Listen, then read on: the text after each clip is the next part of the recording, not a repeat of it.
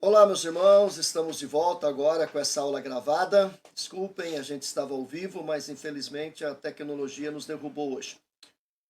E o nosso tema é sobre conversão e fé, e eu queria então começar fazendo um gráfico a respeito desse tema e enquadrar onde conversão e fé está dentro da doutrina da salvação, aquilo que nós chamamos de soteriologia. Então nós temos aqui esse gráfico. Em cima, no alto da linha, nós temos a eternidade. Aqui nós temos o início, Gênesis 1:1, quando Deus criou todas as coisas. No princípio criou Deus os céus e a terra. E aqui nós temos o fim, Apocalipse 22, quando todos os crentes são levados para Nova Jerusalém. Antes do início, lá na eternidade ainda, no conselho da Trindade, Deus, o Pai, o Filho e o Espírito Santo elegeram e predestinaram para a salvação aqueles que deveriam ser salvos. O homem não tinha nem sido criado ainda e Deus já tinha eleito aqueles que seriam salvos. Está lá em Efésios capítulo 1 e entre outros textos, quando Paulo diz: Bendito Deus e Pai de nosso Senhor Jesus Cristo, que nos escolheu nele antes da fundação do mundo e nos predestinou para sermos santos e irrepreensíveis, aquela coisa toda. Isso aconteceu antes de Gênesis 1:1.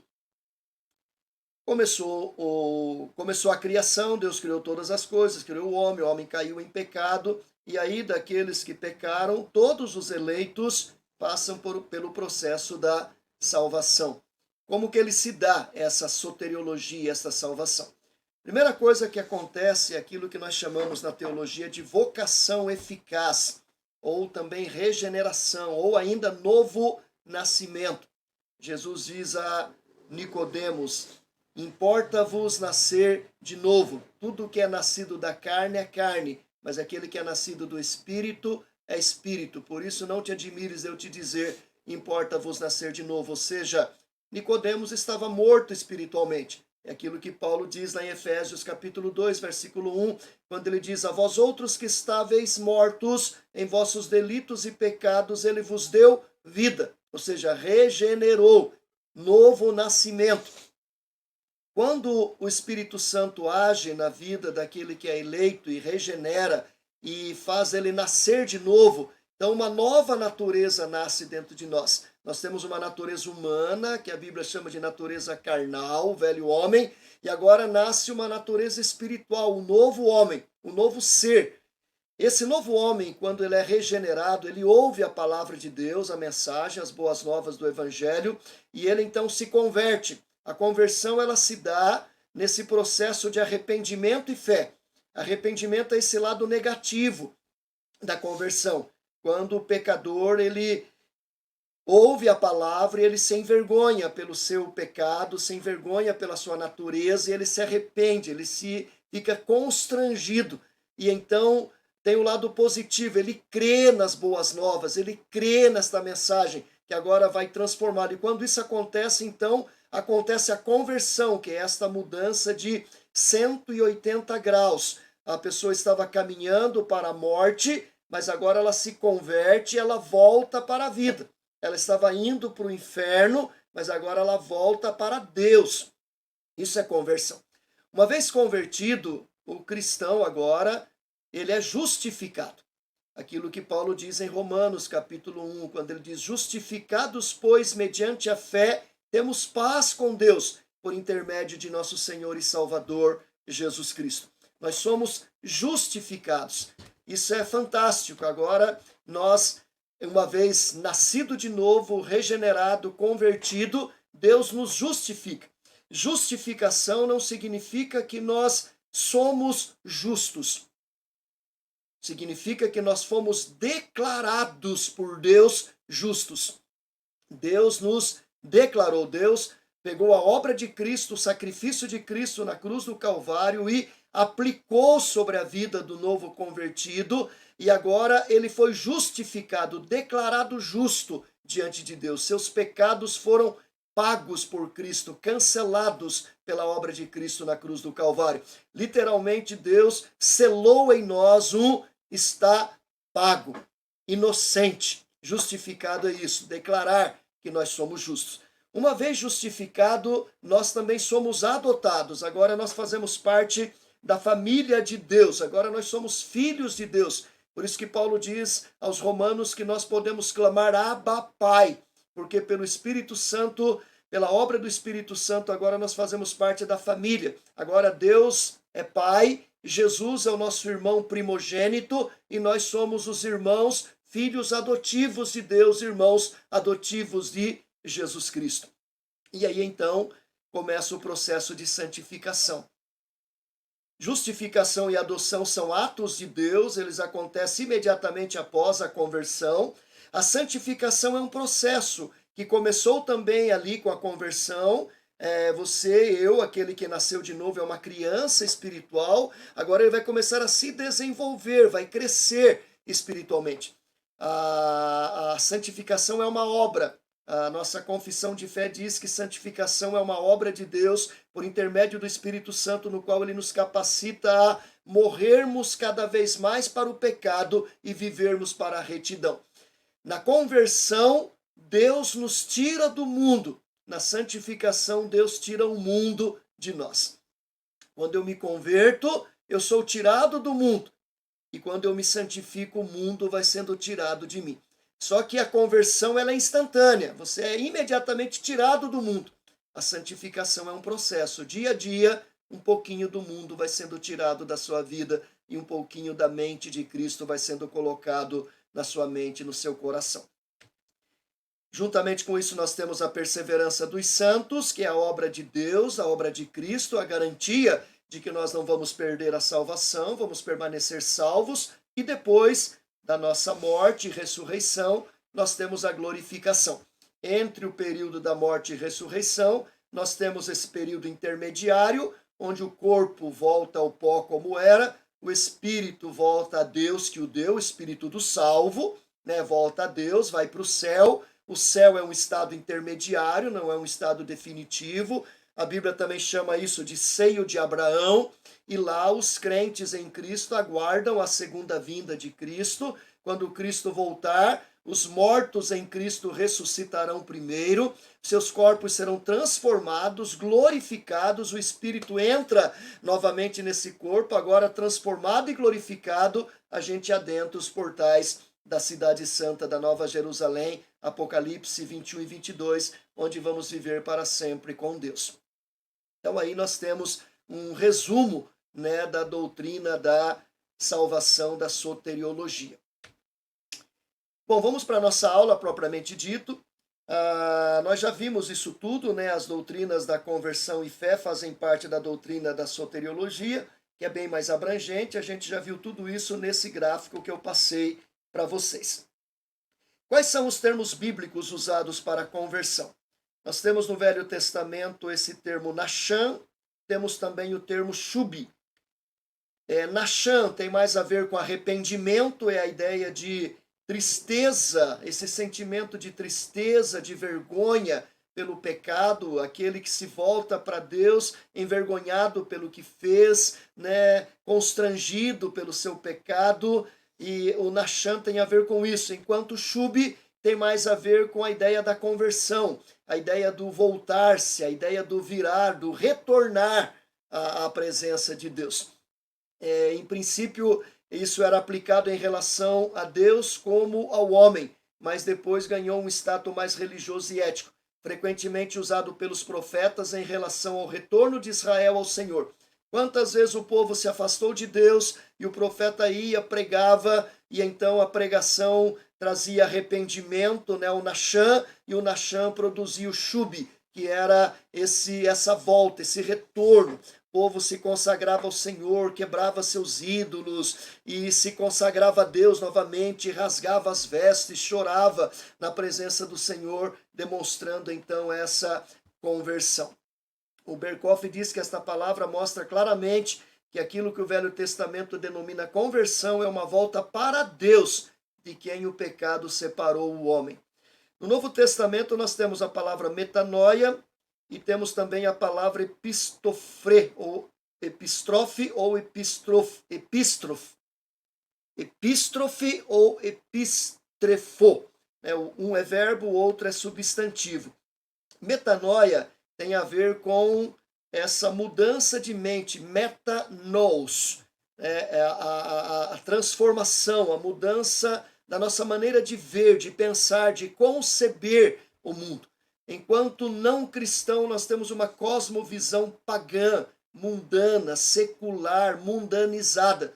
Quando a pessoa passa pelo processo de conversão, a mudança se dá no coração, mas se dá também na mente. A mente desta pessoa é transformada. O Berkoff diz que no Novo Testamento o seu sentido é aprofundado e denota primariamente uma mudança do entendimento, passando a ter uma visão mais sábia do passado, incluindo o pesar pelo mal praticado e levando a uma mudança da vida para melhor.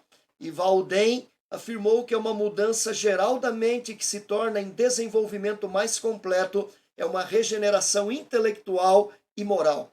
Moralmente, intelectualmente, essa pessoa é transformada, ela começa agora a conceber o mundo, as ciências que fazem parte do mundo, a partir dos valores da palavra de Deus e não mais de forma secular, de forma mundana.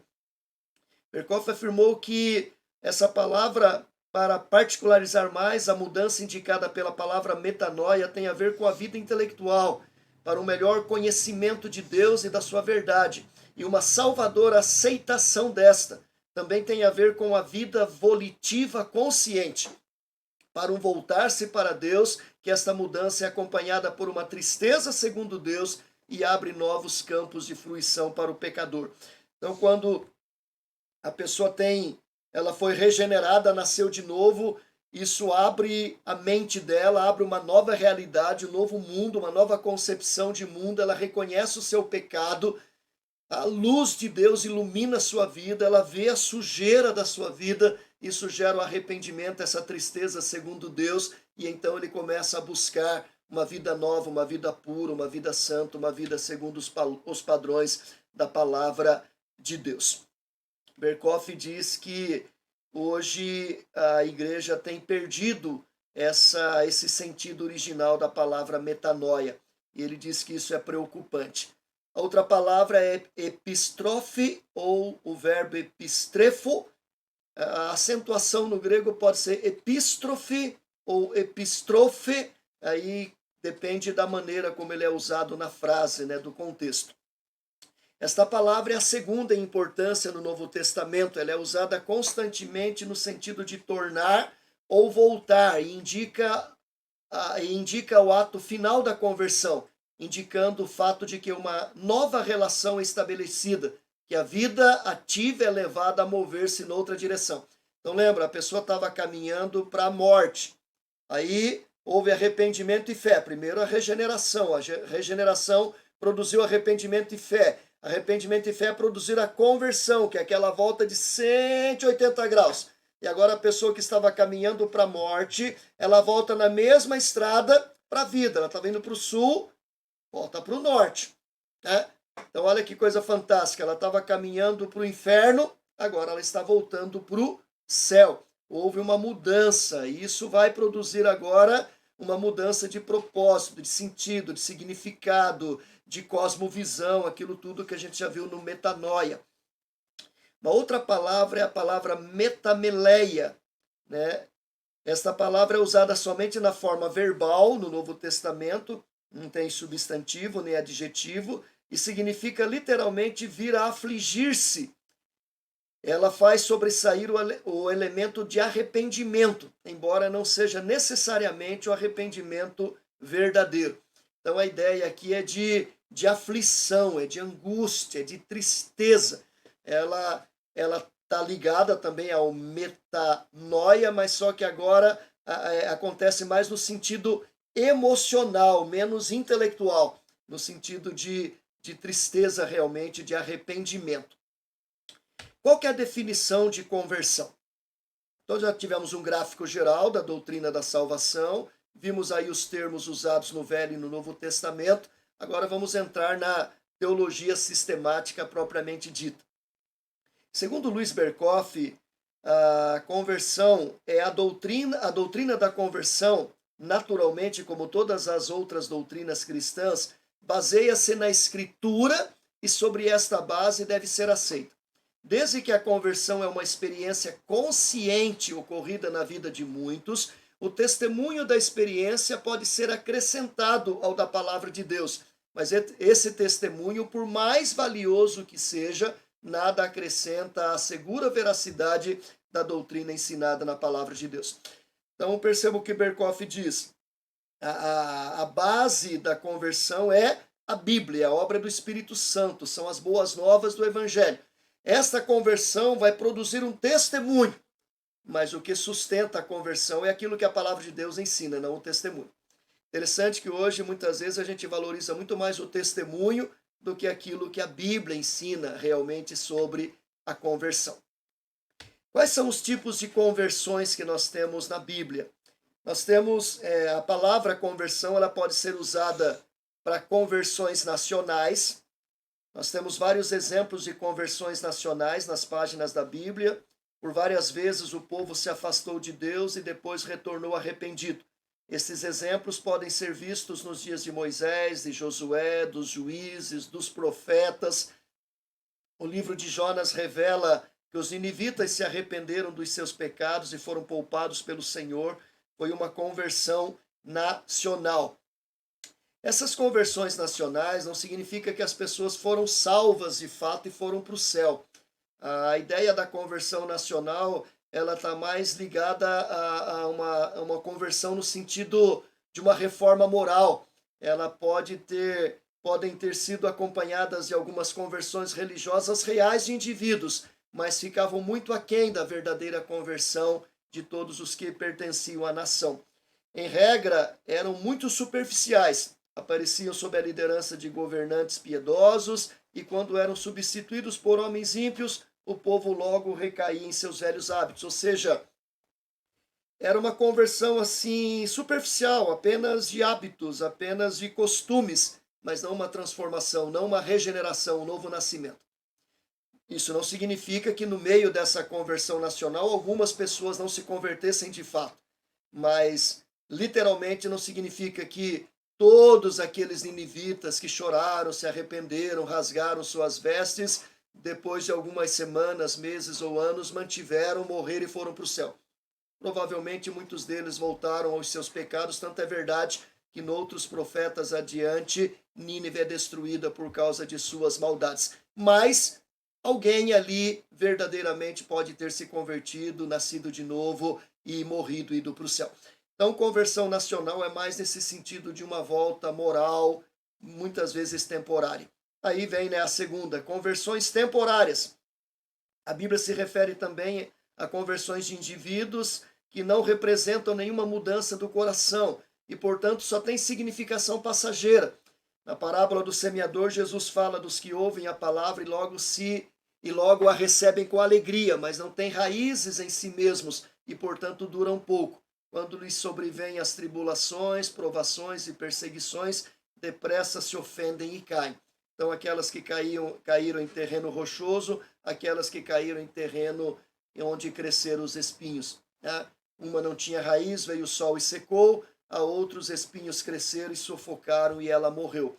Não foi uma conversão verdadeira, foi apenas uma mudança de hábito, foi apenas algo momentâneo, foi apenas algo cultural, não houve novo nascimento. Não houve uma mudança de mente de verdade. Paulo faz menção de Himeneu e Alexandre, ele fala ainda de Demas, que o abandonou porque o amor do presente século dominou. O escritor de Hebreus fala de alguns que caíram, sendo que eles uma vez foram iluminados e provaram o dom celestial e tornaram participantes do Espírito Santo e provaram a boa palavra de Deus e os poderes do mundo vindouro. Ou seja, eles vieram para a igreja, entraram na igreja, conheceram a doutrina, fizeram pública a profissão de fé, foram batizados, mas nunca nasceram de novo. Não eram salvos, não tiveram uma experiência transformadora. Eles apenas se tornaram religiosos, mas não cristãos. E num determinado momento eles abandonaram tudo isso e voltaram para o mundo. João fala a esse respeito e ele diz: eles saíram do nosso meio, entretanto não eram dos nossos, porque se tivessem sido dos nossos teriam permanecido conosco, claro, até o fim. Então, são conversões temporárias, elas acontecem por algum tempo. É conversão no sentido de que, por um breve tempo, por um tempo maior, essas pessoas estiveram fora do mundo, estiveram na igreja, tinham cara de crente, andavam como crente, se vestiam como crente, falavam como crente, mas não eram crentes. Não era uma conversão verdadeira, era um joio no meio do trigo. Parece com trigo, mas não é trigo. Só tem aparência, não tem fruto. Só tem o externo, não tem o interno, não tem conteúdo. Então isso é uma conversão temporária. E aí nós temos as conversões verdadeiras, aquilo que a gente viu. Regeneração, arrependimento e fé, justificação, adoção, santificação, perseverança dos santos, não vai cair, não vai apostatar em definitivo e vai morrer crente e no dia da ressurreição o seu corpo vai ser transformado, glorificado e vai entrar na nova Canaã. Esse é um convertido verdadeiro, é um filho de Deus. Segundo Berkoff, a verdadeira conversão nasce da tristeza segundo Deus e redunda numa vida de devoção a Deus. A verdadeira conversão é fruto da obra de regeneração feita pelo poder do Espírito Santo. Essa transformação implica numa mudança de pensamentos, opiniões, vontades, desejos e volições. A pessoa se torna consciente de que estava caminhando na direção errada e tem a sua direção corrigida. Por isso, conversão. Ela corrigiu a sua direção. Ela estava indo por este caminho, mas a direção errada. E agora foi, pela obra do Espírito Santo, transformada e está voltando para a direção certa. Berkoff afirmou há dois lados nesta conversão, um ativo e o outro passivo. O primeiro sendo o ato de Deus, pelo qual ele muda o curso consciente da vida do homem. E o último, o resultado desta ação, como se vê na mudança que o homem faz no curso da sua vida, em seu voltar-se para Deus. Na obra de Deus, ele muda o coração do pecador, regenera, produzindo assim arrependimento e fé. E o resultado é a conversão, mudança de direção. Ou seja, a obra ativa é obra do Espírito Santo. Ele age na sua vida, você é regenerado, nasce de novo, o Espírito Santo produz arrependimento e fé. Aí a conversão, você mudou, você está voltando. Você está voltando porque Deus agiu na sua vida. Se Deus não tivesse agido, você não estaria voltando. Se ele não tivesse feito você nascer de novo, a palavra de Deus não faria significado nenhum para você, para mim, para nenhum dos crentes. Então, o lado ativo é esta obra de Deus. E o lado passivo é nosso, que somos atuados por Deus, a gente colabora, mas essa colaboração se dá por aquilo que Deus fez. Eu acho que está no próximo slide.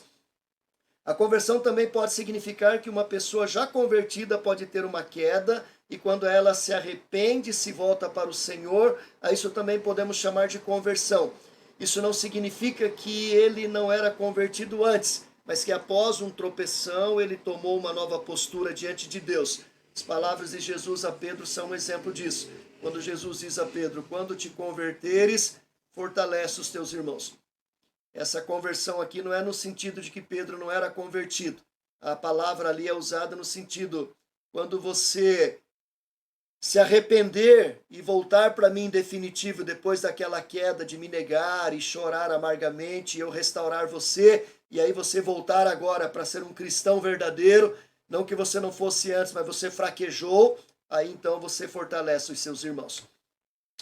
Quais são as características da conversão? Berkoff diz que a conversão é simplesmente uma parte do processo salvífico. É uma parte. Lembra que eu falei? O processo da salvação envolve desde a predestinação, a eleição, até a glorificação, o estado final. E a conversão é uma parte. Mas porque a parte de um processo orgânico naturalmente está ligado de modo íntimo com cada uma das outras partes.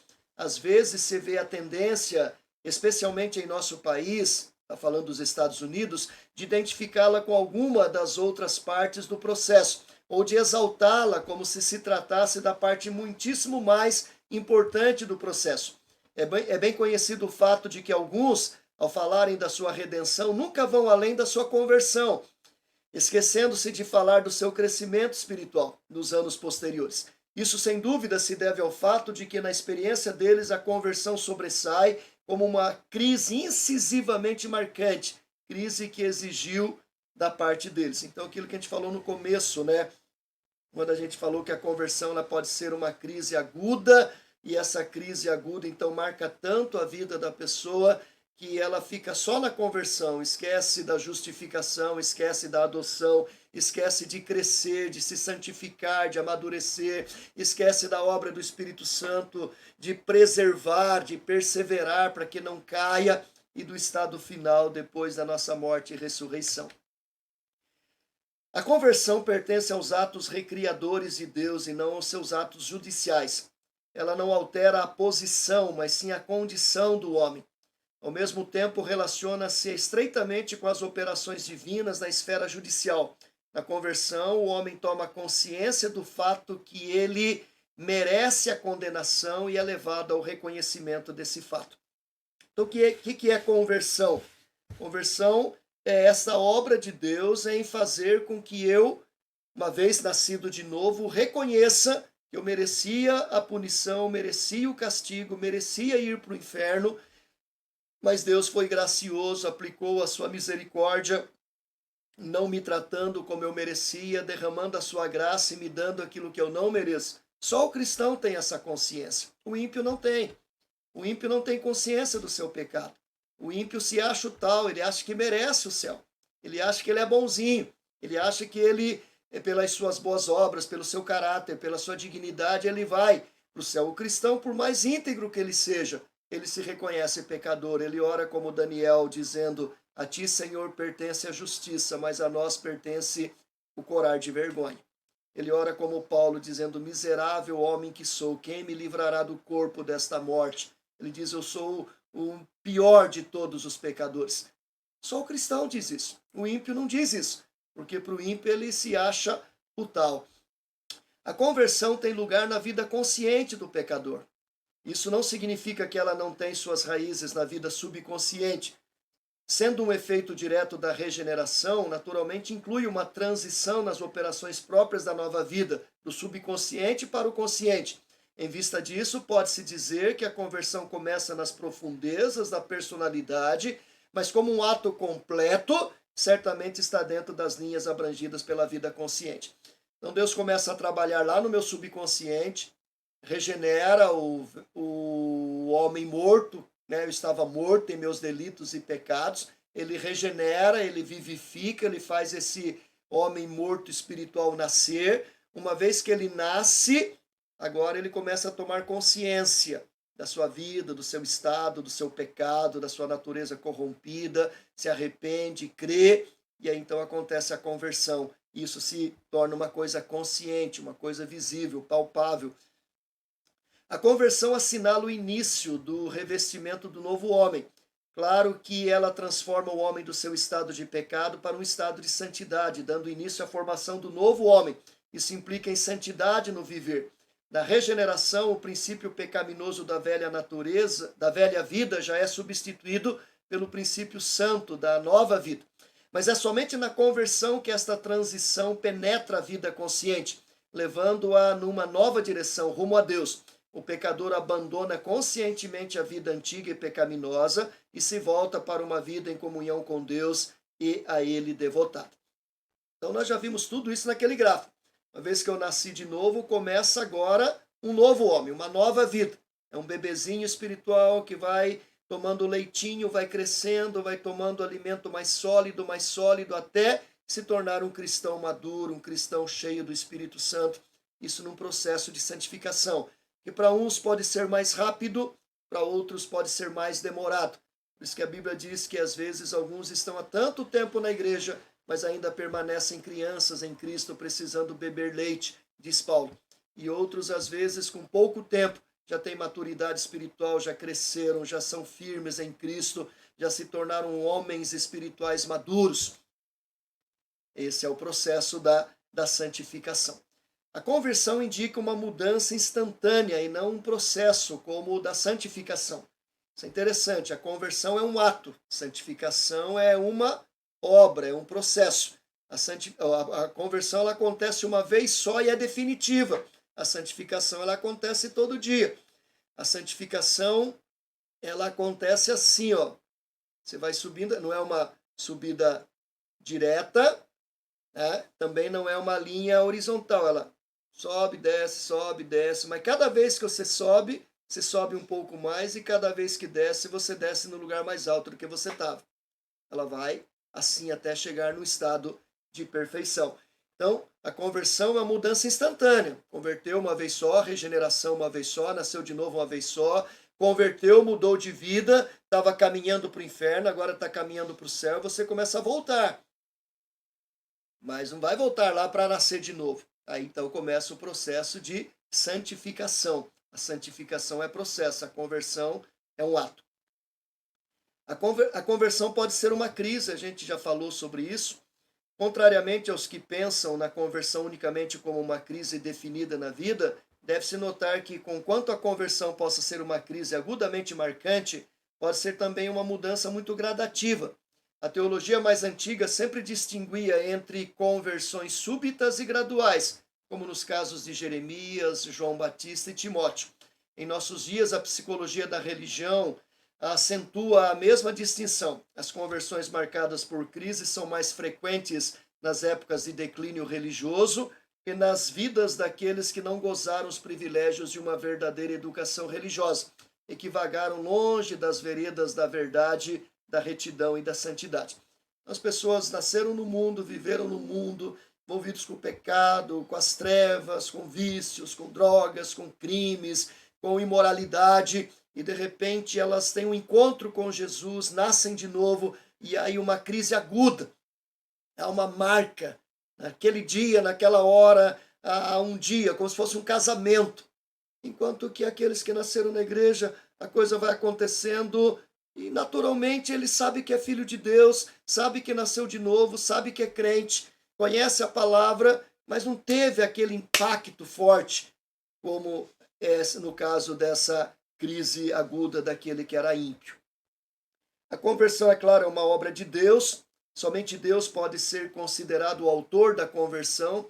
Este é o ensino claro das Escrituras. No Salmo 85:4, o poeta ora: restabelece-nos, ó Deus da nossa salvação. Restabelece-nos converte-nos, transforma-nos, traga-nos de volta. E em Jeremias 31, Efraim ora: converte-me e serei convertido. Conversão é uma obra de Deus na nossa vida. Em Atos 11:18, Pedro chama a atenção para o fato de que Deus concedeu aos gentios o arrependimento para a vida. Quando ele fala que Paulo estava pregando e creram todos aqueles que foram destinados para a salvação. Deus, o Senhor, fez com que eles se convertessem. Uma declaração similar está lá em Timóteo 2:25. Há uma dupla operação de Deus na conversão dos pecadores, uma de natureza moral e a outra de natureza hiperfísica. Deus produz o arrependimento por meio da lei e a fé por meio do evangelho. Lei e evangelho se complementam. Ou seja, não é porque nós estamos agora no tempo da graça que a lei foi descartada. A lei de Deus, a lei moral permanece. O que caíram foram as leis cerimoniais. Mas a lei moral, os 10 mandamentos permanecem. Esta lei ela é juntada ao evangelho e por causa da lei nós temos consciência dos nossos pecados, como diz Paulo, se a lei não dissesse não matarás, não adulterarás, não cobiçarás, eu não saberia que eu tenho pecado, né? Mas porque ela diz, eu sei. Mas, ao mesmo tempo, eu tenho consciência do Evangelho, que pela obra de Cristo nós temos as boas novas, a graça de Deus que nos transforma, que nos purifica. Deus também age de maneira imediata e hiperfísica na conversão, ou seja, é algo que vai além, né, da nossa vida física, é algo que acontece na alma, no coração. O novo princípio da vida implantado no homem regenerado não redunda em ação consciente por seu próprio poder inerente, mas unicamente pela influência iluminadora e frutificativa do Espírito Santo. Ou seja, quando eu tenho consciência do meu pecado, quando eu me arrependo dos meus pecados e me volto para Deus, sou eu que me volto. Mas eu só me volto porque Deus agiu lá no meu coração, me regenerando, fazendo com que esse arrependimento aconteça. Por isso que é uma obra hiperfísica, que penetra o nosso ser, que vai até dentro da nossa alma. A palavra de Deus nos diz que a Bíblia é como espada de dois gumes, que penetra até o ponto de dividir juntas e medulas, né? E penetra ao ponto de dividir pensamentos e separar todo o nosso ser. Então, isso é uma obra de Deus, é a operação de Deus pelo seu Espírito Santo na nossa vida. A conversão tem a cooperação do homem. Eu já falei isso, ela é obra de Deus, mas tem a participação do homem.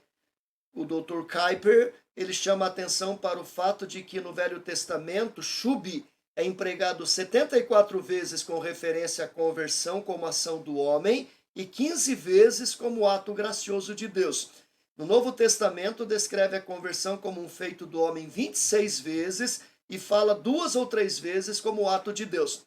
Agora, entenda bem, devemos ter em mente que esta atividade do homem é sempre resultante de uma prévia obra de Deus realizada no homem. Deus age e o homem responde positivamente à ação de Deus. Então, 26 vezes no Novo Testamento e 74 no Velho, mas tanto no Velho quanto no Novo, o homem agiu porque já tinha sido agido por Deus na sua vida. O Dr. Francisco Leonardo, quando ele ainda era professor aqui no Seminário Presbiteriano do Norte, ele deu uma palestra numa ocasião lá na década de 80, quando dos congressos da CNE, Comissão Nacional de Evangelização, e ele falou sobre predestinação, e foi lá na Igreja Presbiteriana de Belo Horizonte, eu estava lá na época, e ele estava falando sobre isso. Ele disse o seguinte: o pecador vem até Cristo e ele chega diante de Jesus e diz: Jesus, eu vim até o Senhor. E Jesus diz para ele: você só veio porque eu lhe chamei. É interessante isso, né? Jesus diz: vinde a mim, todos vós que estáis cansados e sobrecarregados. Você só veio porque eu te chamei. Então, eu vou, mas eu fui porque ele agiu na minha vida. Porque se ele não agisse, não produzisse a vocação eficaz, não produzisse a regeneração, eu estaria morto. E morto não tem movimento, morto não age, morto não pensa, morto não sente, morto não ouve. A vós outros que estáveis mortos em vossos delitos e pecado, ele, Deus, vos deu vida juntamente com Cristo. Pela graça sois salvos mediante a fé. Isso não vem de vós, é dom de Deus. Não vem de obras para que ninguém se glorie. Então, quando eu volto. E eu chego: Deus, eu voltei. Ele diz: você voltou porque eu te chamei, porque eu te busquei, porque eu te regenerei. A necessidade da conversão. A Bíblia fala em termos absolutos da necessidade da regeneração. Não fala necessariamente da necessidade da conversão. Ela nos diz explicitamente: se alguém não nascer de novo, de cima, não pode ver o reino de Deus. Indubitavelmente, a passagem da Escritura que contém um chamamento à conversão para o gozo das bênçãos de Deus. Ezequiel 33:11, Isaías 55:7. Estas implicam a necessidade da conversão nos casos dos aí visados ou mencionados. Ou seja, era para aquele momento e para aquela geração. Ou seja, o que a teologia está dizendo é que a conversão ela se dá em função da regeneração. A Bíblia diz que para eu ser salvo eu tenho que nascer de novo. E aquele que nasce de novo se converte. Então Deus exige que seja regenerado. E o regenerado é convertido. A passagem que mais perto chega de uma declaração absoluta acha-se em Mateus 18:3, onde Jesus diz: em verdade vos digo que se não vos converterdes e não vos tornardes como crianças, de modo algum entrareis no reino dos céus.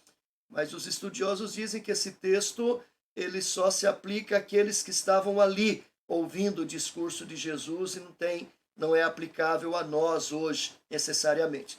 As exortações explícitas ou implícitas à conversão que se acham na Escritura só vêm àqueles a quem são dirigidas e não significam necessariamente que todos e cada um têm que passar por uma conversão consciente para serem salvos. A questão quanto à necessidade da conversão deve ser respondida com criteriosa discriminação. Os que morrem na infância têm que ser regenerados para serem salvos, mas não podem experimentar devidamente a conversão. Então a criança morreu lá com 1 ano e meio, 2 anos. Ela não experimentou um processo de conversão, ela não mudou, ela não voltou, mas ela tem que ser regenerada para ela ser salva. Eleita antes da fundação do mundo, nascer de novo, ela foi regenerada, isso é obra do Espírito Santo. Houve a conversão no coraçãozinho dela, houve, mas não se torna explícito, não se torna claro, né, para a nossa vida. Então ele vai dizer, os que morrem na infância têm que ser regenerados para serem salvos, mas não podem experimentar devidamente a conversão, um consciente voltar-se do pecado para Deus. No caso dos adultos, porém, a conversão é absolutamente essencial, mas não necessita aparecer na vida de cada um como uma crise fortemente assinalada. Ou seja, eu me lembro uma vez que uma moça lá no Espírito Santo chegou para mim, a gente estava conversando sobre isso, e ela insistia que eu tinha que ter uma experiência marcante de conversão, como no dia do meu casamento. Eu disse, eu sou convertido, eu sou filho de Deus, nascido de novo, justificado, adotado, mas eu não tive uma crise marcante. Eu fui criado na igreja, educado na igreja desde criança, desde os meus 6, 7 anos eu tenho chamado para o ministério, vivi toda a minha vida para o Senhor, não tive nenhum envolvimento com o mundo de forma explícita, não que eu não seja pecador, claro que eu sou, mas eu não tive essa experiência forte, eu sei que eu sou convertido. Eu dei minha pública profissão de fé no momento adequado da minha adolescência para a juventude. Não, mas você tem que ter, tem que pedir a Deus isso.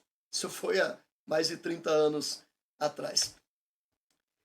Terminamos aqui então os tópicos referentes à conversão. Vamos entrar no segundo tópico da nossa aula, que é sobre a fé. Hoje a nossa aula é conversão e fé. A fé é um outro elemento que faz parte da conversão, é aquele elemento positivo, arrependimento e fé. O arrependimento, o lado negativo, a fé é o lado positivo, e arrependimento e fé produzem conversão. Quais são os termos bíblicos para fé? No Velho Testamento nós temos emuná, ou emunar.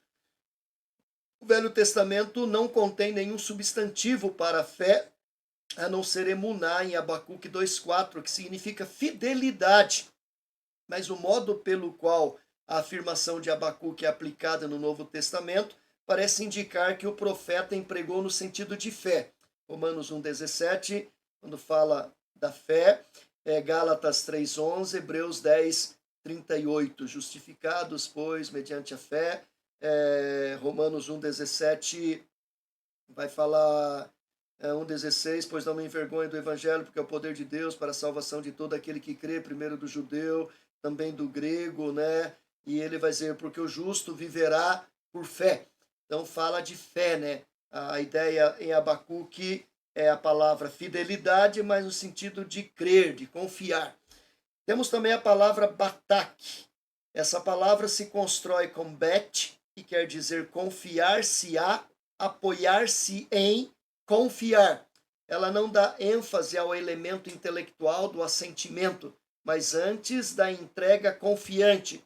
O homem que confia em Deus é alguém que fixa nele toda a sua esperança quanto ao presente e quanto ao futuro. Então a ideia de fé no sentido de se apoiar em alguma coisa, se agarrar em alguma coisa, confiar, crer, acreditar em algo. No caso aqui, é claro, a fé colocada em Deus. Temos também a palavra shazar. Essa palavra é usada menos frequentemente e significa esconder-se ou fugir em busca de refúgio. Também nesta é evidente que o elemento de confiança está em primeiro plano. A ideia de confiança, de esconder-se em um local que seja seguro. Como o salmista diz lá no Salmo 91, né? Aquele que habita no esconderijo do Altíssimo, aquele que se esconde, que busca refúgio, ou seja, ele confia que ali ele vai estar protegido. No Novo Testamento, nós temos a palavra grega pistis. Essa palavra e o verbo pisteuem nem sempre têm a mesma conotação.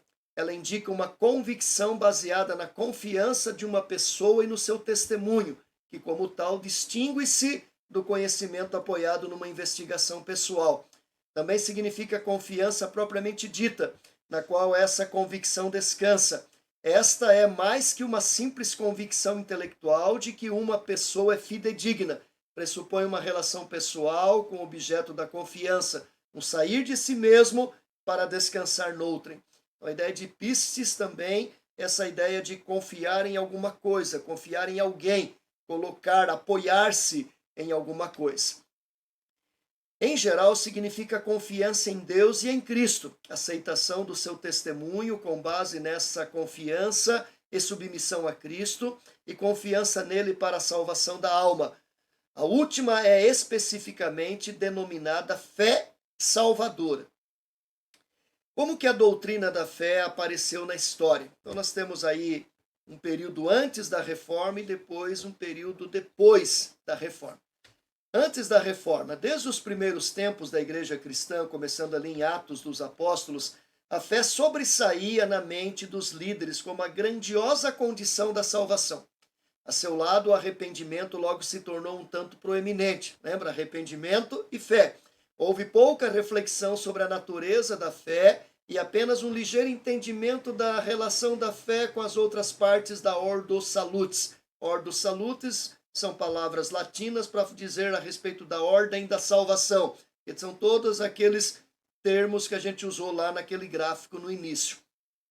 Não havia uma definição da fé que fosse de uso comum, conquanto houvesse a tendência de usar a palavra fé para denotar a aceitação da verdade, com base num testemunho ou rendição pessoal, a verdade recebida intelectualmente.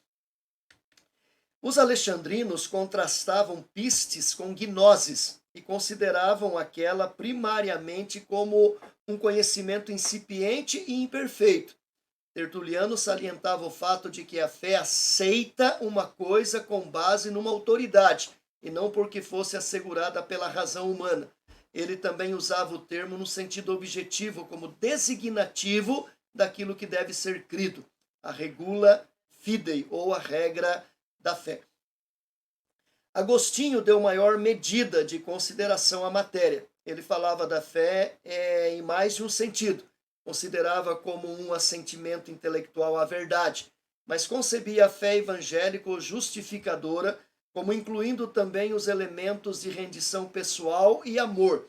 Esta fé é aperfeiçoada pelo amor e assim vem a ser o princípio das boas obras. A ideia de que uma pessoa crê, essa fé ela é justificadora, uma vez que eu creio, então passa por todo aquele processo da conversão, da justificação, adoção. Isso vai gerar a santificação, vai produzir o fruto do Espírito, que é amor, e por causa deste amor a Deus, a palavra de Deus, vai produzir as boas obras. Não para ser salvo, mas porque já somos salvos. As boas obras na vida do cristão não é para ser salvo. As boas obras é o resultado de alguém que já é salvo. Os escolásticos informes, uma fé informe, que estava em formação, um simples assentimento intelectual à verdade ensinada pela igreja, e uma fides formata, aquela fé formatada pelo amor, né? O charit, aquilo que a ideia do carisma, né? Uma fé a qual foi dada uma forma característica pelo amor, e considerava esta última como a única fé que o justifica, visto que envolve uma infusão da graça. Tomás de Aquino define a virtude da fé como um hábito da mente, em razão do qual a vida eterna tem início em nós, considerando que ela leva o intelecto a dar o seu consentimento às coisas que se não veem. Então, para Tomás de Aquino, a fé é apenas um hábito da mente. É um hábito em que a razão ela foi modificada e ela crê, então, nessas verdades eternas, ela considera isso e ela aceita essas verdades, ela aceita essas verdades como verdades de Deus. A doutrina da fé na história depois da reforma. Então nós temos aí até Tomás de Aquino, né, século XIII, século XIV, e agora a partir da reforma, depois do século XVI. Os reformadores consideravam como fidúcia. A palavra fidúcia significa confiança, com sua sede na vontade. Sobre a importância relativa dos elementos da fé tem havido divergências, mesmo entre os protestantes. Alguns consideram a definição de Calvino superior à do Catecismo de Heidelberg. Então, qual é a definição de Calvino? Calvino diz: teremos então uma completa definição da fé se dissermos que ela é um firme e seguro conhecimento do favor de Deus para conosco, fundado na verdade de uma promessa gratuita em Cristo e revelada às nossas mentes e selada em nossos corações pelo Espírito Santo. Então veja, a definição de Calvino ela é extremamente ampla, abrangente e alcança todos aqueles tópicos que nós vimos lá da conversão, né? A fé é esta firme convicção, é esse conhecimento de que nós fomos agraciados por Deus. Esta fé está fundamentada na palavra de Deus, onde estão as promessas de Deus. Ela é uma obra gratuita que Jesus Cristo derrama sobre nós, é revelada em nossa mente pela obra de regeneração e novo nascimento e é selada em nossos corações pelo Espírito Santo da promessa. Então, na definição de Calvino, é tudo obra de Deus, o Pai, o Filho e o Espírito Santo. O Catecismo de Heidelberg introduz também o elemento de confiança, quando responde à pergunta: que é a verdadeira fé? E ele responde: a fé verdadeira não é somente um seguro conhecimento pelo qual tomo como verdade tudo o que Deus nos revelou em sua palavra, mas também uma firme confiança que o Espírito Santo produz em meu coração pelo Evangelho, em que não somente a outros, mas a mim também, a remissão dos pecados, a justiça e a salvação são dados gratuitamente por Deus, simplesmente pela graça, unicamente em atenção aos méritos de Cristo. Então perceba, mais abrangente ainda a definição do Catecismo de Heidelberg. Calvino afirmou: essa ousadia brota da confiança no favor e na salvação divinos. Tanto é verdade que o termo fé é usado muitas vezes como equivalente de confiança.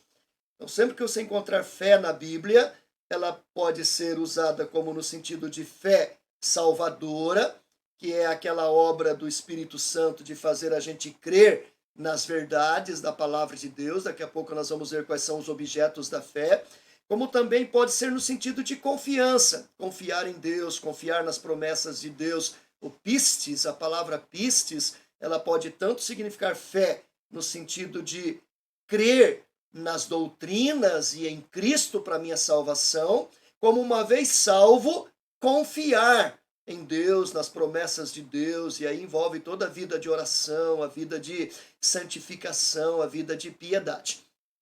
Os reformadores eram unânimes e explícitos ao ensinarem que a fé justificadora não justifica por qualquer eficácia meritória ou inerente por si própria, mas somente como um instrumento hábil para receber ou tomar o que Deus proveu nos méritos de Cristo. Ou seja, a gente não é salvo pela fé na fé, a gente é salvo pela fé em Cristo. A fé é um instrumento, é um meio que Deus usa. Ela em si não tem mérito nenhum. O que tem mérito é a obra de Deus pelo Espírito Santo produzindo fé em nosso coração. Eles consideravam a fé primariamente como dom de Deus e só secundariamente como uma atividade do homem na dependência de Deus. Então Deus dá essa fé àquele que nasceu de novo e com esta fé aquele que nasceu de novo crê naquilo que Deus coloca diante de si. Os arminianos revelaram uma tendência romanizante, ou seja, uma tendência a crer naquilo que a igreja romana ensinava, quando conceberam a fé como uma obra meritória do homem, com base na qual ele é bem aceito por Deus. Ou seja, para os arminianos, a fé é do homem, é uma iniciativa do ser humano. Ele decide crer, ele decide aceitar. A fé nasce no ser humano, é algo meu. Enquanto que a Bíblia diz que a fé é dom de Deus, não é minha. Eu só tenho fé porque Deus me deu. Agora, uma vez que Deus deu, E uma vez que eu já sou cristão, eu tenho que desenvolver esta fé e fazê-la crescer, amadurecer. Schleiermacher e Ritschl entendem que a fé não é uma experiência trabalhada no céu, mas uma realização humana, não o mero recebimento de um dom, mas uma ação meritória. Não a aceitação de uma doutrina, mas um ato de fazer Cristo mestre, uma tentativa de padronizar a vida segundo o exemplo de Cristo, humanismo e antropocentrismo puros. Então, tanto um quanto o outro, eles eram humanistas, antropocêntricos, eles criaram toda essa teologia do emocionalismo, que fundamenta toda a doutrina dos movimentos pentecostais e neopentecostais, e a fé, na visão deles, é uma realização puramente humana, não começou no céu, é algo meu, é algo que eu desenvolvi, e Cristo é apenas um mestre, né, um mestre maior, alguém a quem eu tenho que tentar imitar. A ideia de fé na Bíblia. No Velho Testamento, é evidente que os escritores do Novo Testamento, no caso o Velho, né, ao salientarem a fé como o princípio fundamental da vida religiosa, não estavam querendo substituir as bases e abandonar o ensino do Velho Testamento, é o Novo mesmo. Eles consideravam Abraão como tipo de todos os crentes e os da fé como verdadeiros filhos de Abraão. A fé nunca é tratada como novidade da nova aliança, nem tampouco se traça alguma linha de distinção entre a fé das duas dispensações. Está mostrando que, tanto no Velho Testamento como no Novo Testamento, a fé tem o mesmo sentido, o mesmo propósito, o mesmo significado. No período patriarcal, a ideia de salvação se manifesta na maneira como eles respondiam com fé ao chamado de Deus. Quando Deus diz para Abraão, sai da tua terra, da tua parentela, vai para uma terra que eu te mostrarei, e ele sai, isso é uma ideia da salvação, daquilo que Deus estava fazendo. A Bíblia diz que ele creu, e isso lhe foi imputado como justiça. No período da lei, a dádiva da lei não afetou uma mudança fundamental na religião de Israel, mas apenas introduziu uma alteração em sua forma externa. A lei não substituiu a promessa, tampouco foi a fé suplantada pelas obras. Para os que compreenderam a sua natureza real, que perceberam a interioridade e a espiritualidade da lei, esta serviu para aprofundar o sentimento de pecado e para aguçar a convicção de que só da graça de Deus se podia esperar salvação. Então, dizendo mais uma vez que, mesmo no período da lei, a salvação se dava pela graça, se dava pela fé e não pela lei. Então, a fé é a essência da vida piedosa real, numa crescente confiança sem reserva no Deus da salvação. Ela implica em esperar, confiar, buscar refúgio em Deus, olhar para Ele, pôr nele a confiança, pôr nele o coração e unir-se a Ele. Luiz Berkoff afirmou, mesmo no período da lei, a fé é distintamente soteriológica, olhando para a salvação messiânica. É uma confiança no Deus da salvação, uma firme segurança em suas promessas quanto ao futuro. Ou seja, não é salvo aquele que pratica a lei, que guarda a lei, que foi depois todo o erro que os escribas e fariseus criaram e Jesus condenou drasticamente lá no Novo Testamento. Mas a lei foi estabelecida para estabelecer regras, comportamento, posturas do povo de Israel, né, quanto à sua vida moral, quanto à sua relação com Deus e a sua relação com seu próximo, né, as duas tábuas da lei. Mas a salvação continuou sendo dádiva de Deus, obra de Deus, para aqueles que criam, para aqueles que acreditavam, para aqueles que confiavam em Deus. No Novo Testamento, a fé aponta para a pessoa do Redentor. Todas as promessas se cumprem na pessoa de Jesus Cristo. Nos Evangelhos, aí vamos ver, né, como que a fé é descrita, a exigência da fé em Jesus como Redentor prometido e esperado apareceu como algo característico da nova era. Crer significa tornar-se cristão. Esta exigência parecia criar um abismo entre a velha dispensação e a nova. O que caracterizava os evangelhos é que neles Jesus está constantemente se oferecendo como objeto de fé, isto em conexão com os mais altos interesses da alma. Então Jesus sempre se apresenta dizendo, todo aquele que crer em mim, todo aquele que confiar em mim será salvo. Todo aquele que crer no Pai que me enviou será salvo. Então sempre conectando a fé com o Pai, com Ele, com a pregação, com a mensagem de arrependimento que ele estava pregando. Em Atos, dos apóstolos requer-se fé no mesmo sentido geral. Pela pregação dos apóstolos, os homens são levados à obediência da fé em Cristo, e esta fé vem a ser o princípio normativo da nova comunidade. Toda a pregação em Atos é crer em Jesus Cristo. A pregação é aquele Cristo que vocês mataram, Deus o ressuscitou, e é pela fé nele que você vai ser salvo. E Pedro vai dizer, é pela fé nele que ele foi curado da sua doença. Quando o carcereiro vê lá as portas abertas e ele clama diante de Paulo, que farei para que seja salvo? Paulo diz, crê no Senhor Jesus e serás salvo tu e a tua casa. Então sempre apontando para Jesus. Na epístola de Tiago temos uma censura à tendência judaica de conceber a fé agradável a Deus como um simples assentimento intelectual à verdade, fé que não dava o fruto apropriado. Sua ideia da fé que justifica não difere da de Paulo, mas ele ressalta o fato de que esta fé tem que se manifestar em boas obras, senão é fé morta e de fato é inexistente. É o conflito, de Tiago com Romanos, o grande conflito que Martinho Lutero não entendeu e considerou a epístola de Tiago como uma epístola de palha, que deveria ser queimada. Mas em momento algum Tiago ensinou que a salvação se dá pelas obras. Tiago ensinou que uma vez salvo você tem que praticar boas obras. Uma vez que você é salvo, você tem que viver como salvo. Aquilo que os escribas e fariseus não faziam.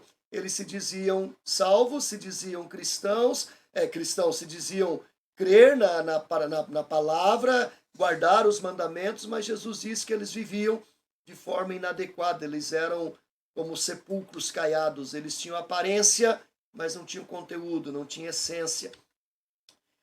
Nas epístolas de Paulo, nas 13 cartas, percebemos que ele teve que contender particularmente com o legalismo inveterado do pensamento judaico. Os judeus jactavam-se da justiça da lei. Paulo teve que reivindicar o lugar da fé como o único instrumento da salvação e salvação na pessoa de Cristo. Então, se você pegar as epístolas, você vai ver que há uma luta muito grande, contra o legalismo e contra todos aqueles ensinos, de se circuncidar novamente, de guardar o sábado, de guardar as festas, as luas novas. E Paulo está dizendo, não, a salvação se dá pela fé em Cristo Jesus. Uma vez que você crê em Cristo, a circuncisão, a incircuncisão é uma questão do coração e não uma questão de práticas externas. Então Paulo faz toda esta obra de colocar Cristo como sendo a essência e crer em Cristo, e não naquelas práticas, naquelas leis cerimoniais lá do Velho Testamento. Na Epístola aos Hebreus, o escritor também considera Cristo como objeto próprio da fé salvadora e ensina que não há justiça senão pela fé. Se você pegar a carta aos Hebreus, toda a carta aos Hebreus é uma comparação. Cristo e Moisés, Cristo e a lei, Cristo e os sacerdotes, Cristo e o templo, e sempre colocando Cristo como superior. Ele é superior aos anjos, ele é superior a Moisés, ele é superior aos sacerdotes, ele é superior ao sacerdócio levítico, ele é superior a Moisés, ele é superior à lei. Ele é o único. Ele é o único pelo qual importa que sejamos salvos. Então, todo o ensino de Hebreus está fundamentado nisso. Nas epístolas de Pedro, o objetivo é fortalecer os crentes que corriam o perigo de cair no desânimo. As circunstâncias em que eles se achavam moveram-no a dar ênfase especial à relação da fé com a salvação consumada, a fim de avivar dentro dos seus corações a esperança que os sustentaria em suas presentes provações, a esperança de uma glória invisível e eterna. Pedro está escrevendo para um público, às vezes, sofrido, para a igreja sofrida, perseguida, para aqueles cristãos da diáspora, e ele leva essa palavra mais no sentido de fortalecimento, de confiança, de convicção, no sentido deles se apegarem a estas coisas e, uma vez salvos, confiarem nestas verdades que levam à vida eterna e, por causa desta vida eterna, descansarem nestas verdades e não se deixarem abater pelos sofrimentos, pelas perseguições, pelas provações. Nos escritos de João, nas cartas de João, o objetivo era contender com o gnosticismo incipiente que falsamente salientava o conhecimento gnoses e desprezava a fé simples. Supunha-se que aquele levava consigo bem-aventurança muito maior que a propiciada por esta. Daí João estabelece como um dos seus objetivos engrandecer as bênçãos da fé. Então, os gnósticos ensinavam que a salvação se dá pela gnose, pelo conhecimento, enquanto João vai dizer, não, a salvação se dá pela fé. E uma vez que eu tenho fé, isso vai mudar o meu conhecimento, a minha razão vai produzir a metanoia. Os usos da fé. A fé pode ser usada como mera opinião. A palavra fé é utilizada às vezes no sentido solto e popular para indicar uma persuasão da verdade que é mais forte que uma simples opinião e, todavia, mais fraca que o conhecimento. John Locke definiu a fé como o assentimento da mente a proposições que são prováveis, mas não certamente verdadeiras. Creio, mas não tenho certeza. Então a fé é como mera opinião. Eu creio nisso, eu creio naquilo. Eu acredito que hoje vai fazer sol, eu acredito que amanhã vai chover. É uma opinião, cada um tem a sua, né? É apenas uma proposição, mas não é aquilo que a Bíblia ensina sobre fé.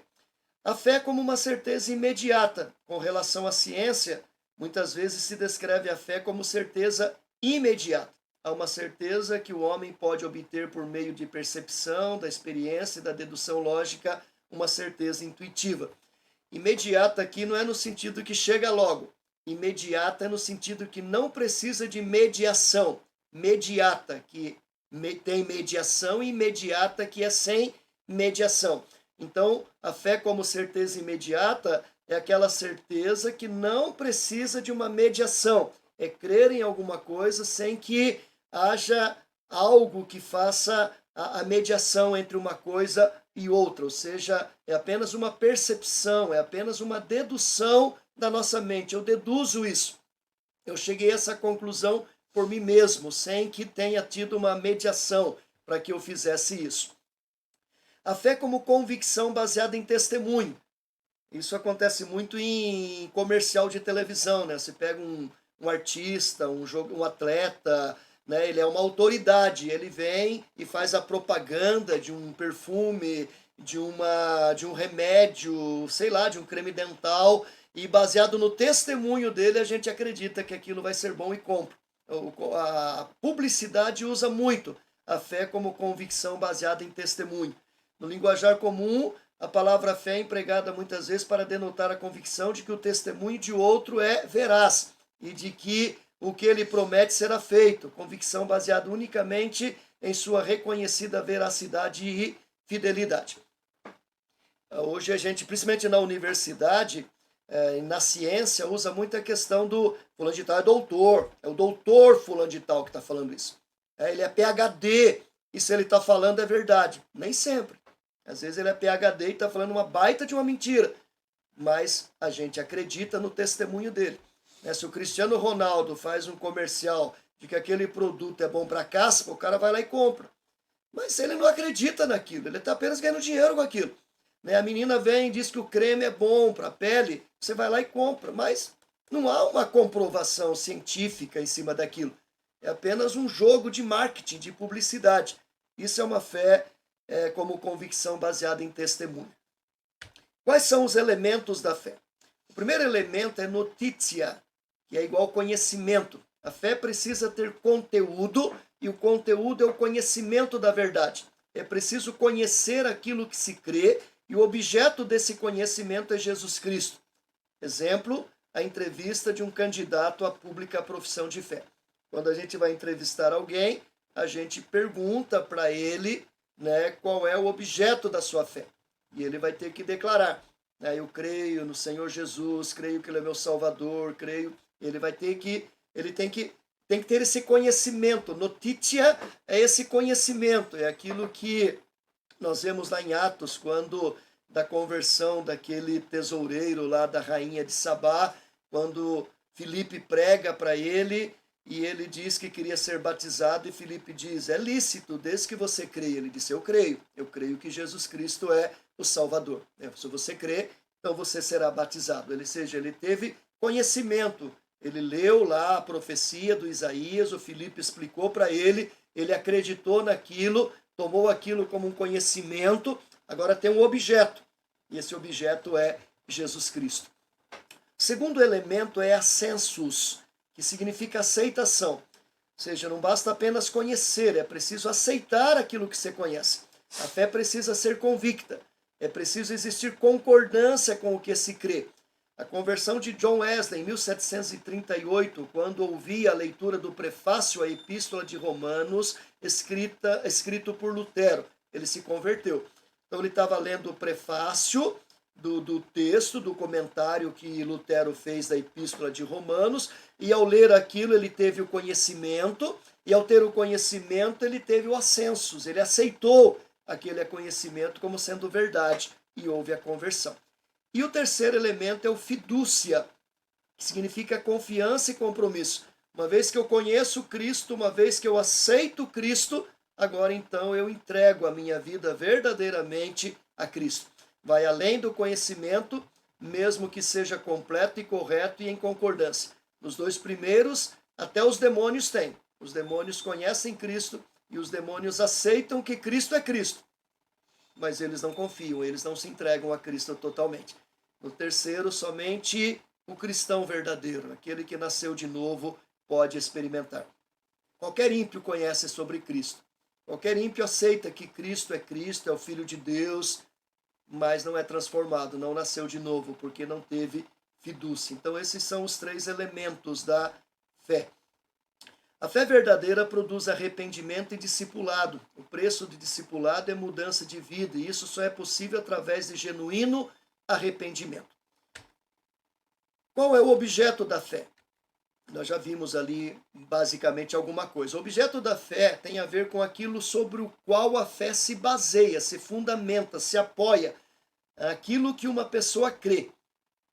Nós temos a fides generalis, que é a fé geral, refere-se à fé salvadora no sentido mais geral da expressão. Ela envolve toda a revelação contida na palavra de Deus, tudo que é ensinado explicitamente na Escritura ou que pode ser deduzido dela mediante boa e necessária inferência, pertence ao objeto da fé nesse sentido geral. Então nós temos como objeto da fé a Bíblia, do Gênesis ao Apocalipse, toda a revelação. Eu tenho que crer nisso, é importante crer nos textos, lá no Pentateuco, nos livros históricos, nos livros sapienciais, nos livros proféticos, nos evangelhos, em Atos, nas cartas, no Apocalipse. É essa fé geral. Mas nós temos também a fidelis specialis, que é a fé especial. Refere-se ao objeto mais específico, é a fé salvadora. Embora a verdadeira fé na Bíblia, como a palavra de Deus, seja absolutamente necessária, essa ainda não é o fato específico de fé que justifica e, portanto, salva diretamente o pecador crente. Essa fé deve levar a uma fé mais especial, a certas doutrinas concernentes a Cristo e a sua obra e certas promessas nele feitas aos pecadores que o pecador deve receber e que devem levá-lo a pôr sua confiança em Cristo. Então, o objeto da fé especial é Jesus Cristo e a promessa de salvação por intermédio dele. Ou seja, qualquer ímpio pode crer na Bíblia, ler a Bíblia toda, conhecer a Bíblia, falar sobre a Bíblia, crer naquelas histórias da Bíblia, crer que o povo de Israel saiu do Egito, crer nos 40 anos do deserto, acreditar que o Mar Vermelho se abriu, acreditar nos milagres. Posso acreditar e não ser salvo. Porque o que salva não é ler a Bíblia, conhecer a Bíblia e saber sobre a Bíblia. O diabo sabe, o diabo citou a Bíblia para Jesus. O que salva é a fé em Cristo. Cristo. Paulo diz, quando fui pregar a você, eu não levei nada além da pregação do Cristo crucificado. Então, esta fé é a fé salvadora. Qual é a base da fé? A base última da fé está firmada na veracidade de Deus, conforme revelada em sua palavra e nas promessas do Evangelho. Assim, a palavra é a base da fé, é através dela que Deus se revela, inclusive quanto à pessoa de Jesus Cristo. Esse conhecimento e aceitação das verdades da palavra de Deus se dá pela operação eficaz do Espírito Santo. Então, a base da minha fé é a Bíblia. Eu não conheceria Jesus Cristo se não fosse pela palavra de Deus. Mas o que me salva é a fé em Cristo. E Cristo está revelado na Bíblia. Então, a salvação se dá pela revelação bíblica daquilo que ela revela a respeito de Jesus. Mas Jesus só é possível ser conhecido por aquilo que temos na palavra de Deus, tanto no Velho quanto no Novo Testamento. Para os romanos, a base última da fé está na igreja. Olha que interessante. A igreja romana diz que a fé se fundamenta na igreja. É a igreja que leva a pessoa a ser salva. Você tem que crer na igreja, você tem que ser batizado na igreja. Se você não é católico romano, você é pagão. Não importa se você crê na Bíblia, não importa se você crê em Jesus, se você não passar por todo o processo lá dos 7 sacramentos, você vai morrer, vai para o inferno, é pagão, vai direto para o inferno. Se você passar pelos 7 sacramentos, você vai para o purgatório, depois de um tempo vai para o céu, e se você for um santo, né, aí você vai direto para o céu. Mas isso é só para os santos. Para os racionalistas, está na razão, mas para os cristãos reformados, está na palavra de Deus, pelo testemunho eficaz do Espírito Santo. Então, a base da nossa fé é a Bíblia, é a palavra de Deus. Para a Igreja Católica é a igreja. Para os racionalistas é a razão, é o conhecimento. Para os crentes é a Bíblia, é a palavra de Deus.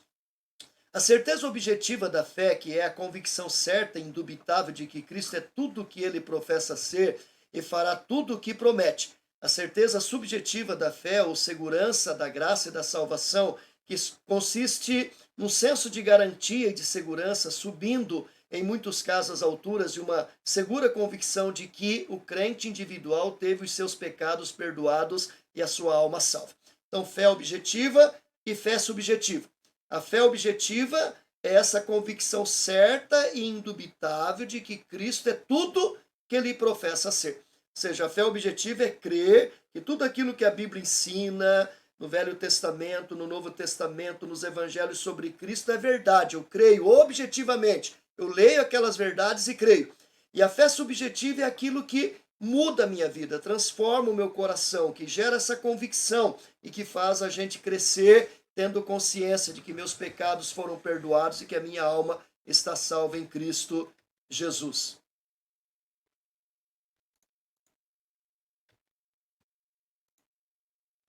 Bem, estamos chegando então ao final dessa aula sobre conversão e fé. Passamos aí por um processo longo, né? Fizemos um gráfico primeiro descrevendo onde conversão e fé está dentro da doutrina da salvação e depois, citando literalmente Berkhof, falamos sobre o que é conversão, falamos sobre o que é fé. Espero que tudo isso tenha contribuído para o seu crescimento, para o seu desenvolvimento. E se em cima desta aula você tiver dúvidas, perguntas, você manda para nós, você tem aí o meu número, o meu WhatsApp, e eu vou tentando responder no decorrer da semana para todos aqueles que nos procurarem. Muito obrigado, Deus nos abençoe. Mais uma vez nos desculpem pelos transtornos, a internet caiu, infelizmente, tecnologia é assim mesmo, e nós ficamos aqui sem condições de transmitir a aula online ao vivo. Deus abençoe e até uma próxima ETEP, se Deus quiser.